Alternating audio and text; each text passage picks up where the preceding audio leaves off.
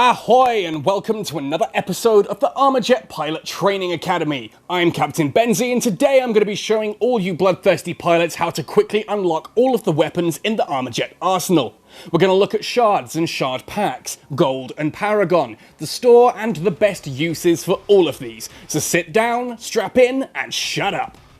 Before we dive in, I do need to tell you that these videos are made 100% on my Razer Phone 2 and are supported purely by the adverts on YouTube and my amazing crew of loyal Patreons. To help support this channel and keep it pumping out content regularly, please let the ads play out or come join my crew on Patreon. Of course, tossing a thumbs up on the video, commenting, sharing it, subscribing and ringing that notification bell also all really help. Cheers for listening to me get that out of the way. Let's jump right in. When pilots first start in Armajet, they have access to 3 primary weapons, 1 secondary and 1 ultimate. Kruger is the only usable pilot. All the other weapons, pilots and skins are locked away. Fortunately, these starting weapons are 3 of the most versatile and reliable weapons in the game, but I'm sure you're eager to try out all the other new and excitingly violent weaponry, and that's what this video is all about. If you look at a weapon or pilot you've not yet unlocked, you'll see that they require these blueprint things to unlock, and the amount of blueprints you require depends on the rarity of the weapon or pilot in question. Common weapons are white and require only 3 blueprints, rare weapons and pilots are blue and require 5, epics are purple and require 10, and legendary weapons and pilots are gold and require 20 blueprints to unlock. The higher the rarity, the more specialised and specific the weaponry is. Legendary weapons are very dependent on the map or the loadout involved. They're not better, they're just more specific. Again, there's always someone who wants to argue that point. Fight me. Pilots and weapon skins don't change anything other than appearances, so whichever pilot you use is based purely on personal preference. If you like a common skin or pilot, use it. Even the legendary skins and pilots offer no advantage whatsoever in the arena. Of course, understanding how blueprints work is only the first part of all this. How do you even get them? To answer that, we need to look at shards. Now here on the main screen, you have the available play shards. Think of this kind of like a box. It starts full at 200, and 20 more get added to the box every 2 hours, if there's space. The box can only hold 200 though, so if it's full, any shards you might earn are lost. It's worth playing short bouts frequently to always keep the box lower than 200 so that no shards are lost. After a match, shards are taken from the available play shards and awarded to you depending on your performance. 20 are awarded if you're victorious, but I'm told you still get 10 even if you lose. I don't lose, so I can't confirm this, but I have it on good authority. Once the play shards are empty, you will not earn shards for a win or a loss anymore. However, there are still other ways to earn shards. In the arena, every time you score a kill with a weapon, you earn a token towards leveling that weapon. When you earn enough tokens to level a weapon, you're also rewarded with 20 shards.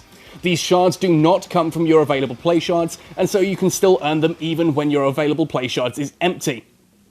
The points that you earn in the arena for kills and various trophies are also awarded as experience at the end of the round, and this adds up towards you leveling up your profile.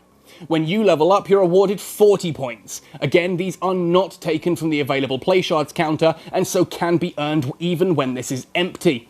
Oh, worth saying at this point, player level and weapon level don't actually do anything. You don't get any bonuses or better stats, etc. It is just a measure of how long you've been playing or using a weapon. Leveling up gives no advantage, just the shards for doing it.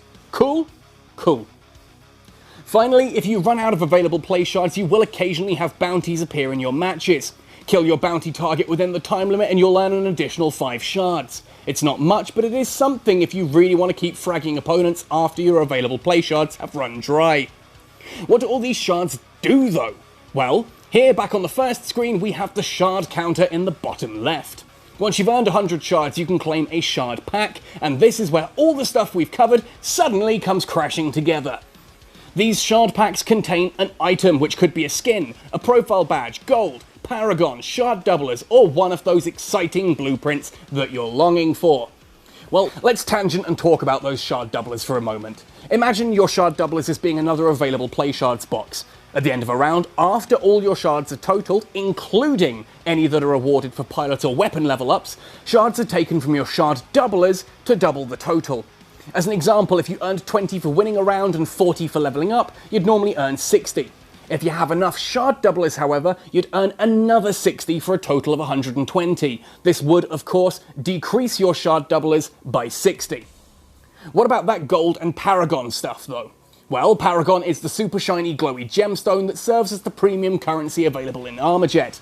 You can spend real-world money to buy paragon, or you can find it in shard packs or on the Valor Road, and we'll talk more about that later. You can also choose to watch an ad in the shop to earn 10 paragon if you're on mobile. But what's the best use for this little gem of wonders once you've stockpiled a metric frag ton of it? In a word, megaton packs. Well, okay, that's 2 words, whatever. Whilst you can choose to purchase individual items in the shop for paragon, for the most part, the megaton packs are by far the best use for it. These always contain at least 9 items, of which at least 1 is a guaranteed legendary, 2 are guaranteed epics, and 3 are guaranteed rares. Megaton packs are a great way to earn those blueprints very quickly, especially since some megaton packs may contain multiple blueprints in one go of various different rarities. Save up your paragon for these beauties. Gold, on the other hand, can be either used to buy micro packs or skins and blueprints as they appear in your shop. The shop refreshes every 24 hours, so you should check in frequently to see if there's anything worth spending your gold on. This just gives you a little bit of choice as to what you go for. So what's the fastest way to unlock all the weapons and pilots? Well, the most efficient way is to play frequently and never let your available play shards sit at 200 for long. Cycle through your weapons, don't just focus on one, as each level on a weapon requires more kills than the previous level. If you keep cycling your weapons and mainly play when there are play shards available to you, you should find that you have almost all of the common primary, secondary, and ultimates within 10 hours of game time, give or take.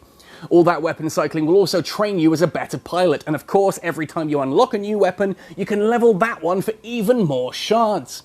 Don't forget the secondary weapons can also be leveled for shards, not just your primaries. Ultimates, however, do not affect it.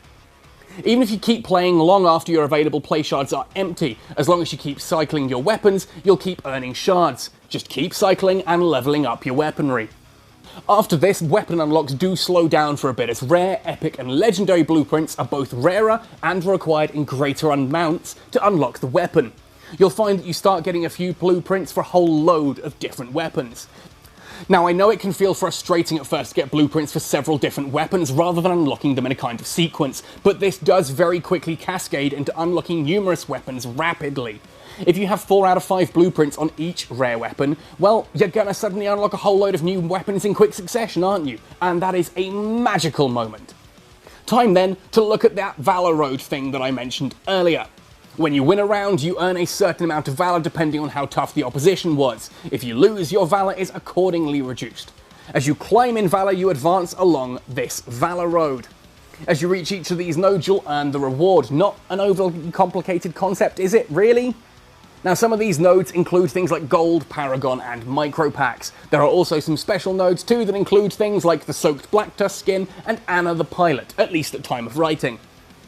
Alright, for those freeloaders amongst you who skipped all my hard work and effort to the end just for that final answer, in short, the most efficient way to unlock all of the weapons is to play until your available play shards are depleted, swapping weapons to level them all equally. Team up to win your matches and you'll advance along the Valor Road for those nodes too. Once your available play shards are depleted, it is best to stop and wait for these to refill, but if you want to keep up the fragging fun, you'll do well to swap to low-level weapons to get the shards for leveling those, and focus on getting those bounties whenever they appear. Of course, you'll level your weapons faster if you know how to use them. Check out my Loadout Lowdown series of weapon tutorials to learn how best to use each exciting tool of death and destruction. Alright, well that just about wraps up this lesson. Let me know how you get on in the comments below, slap a like onto the video, and subscribe for even more Armajet content. Ding that bell to get notified when new videos go live. Happy sailing, and see you all in the arena.